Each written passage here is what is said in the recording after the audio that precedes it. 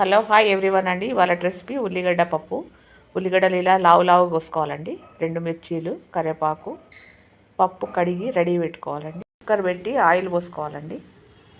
Oil వేడెక్కాక ఆవాలు, జీలకర్ర, సాజీర, బగారా పువ్వు వేసుకోవాలి. పచ్చిమిర్చి, కరివేపాకు, ఉల్లిగడ్డలు వేసి కలపాలండి.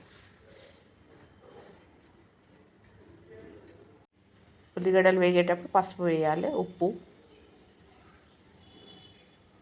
వేసి కలపాలండి. ఉల్లిగడ్డలు మగ్గుతాయి.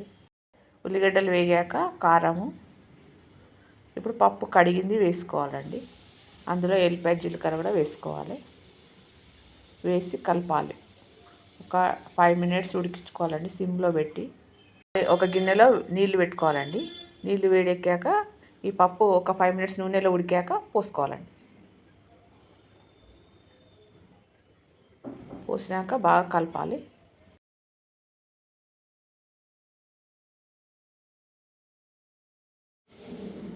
ఒక 2 మినిట్స్ ఉడికాక మూత పెట్టుకోవాలండి. కుక్కర్ మూత పెట్టుకొని 4 విజిల్స్ వచ్చాక తీసేసుకోవాలండి. ఈ విధంగా ఉడుకుతుందండి. కొద్దిగా గరం మసాలా వేసుకొని స్టవ్ ఆఫ్ చేసుకోవాలి. ఉల్లిగడ్డ పప్పు రెడీ. ఈ వీడియో చూసి మీరు కూడా ఇలాగే చేసుకోండి. Please subscribe. Thank you.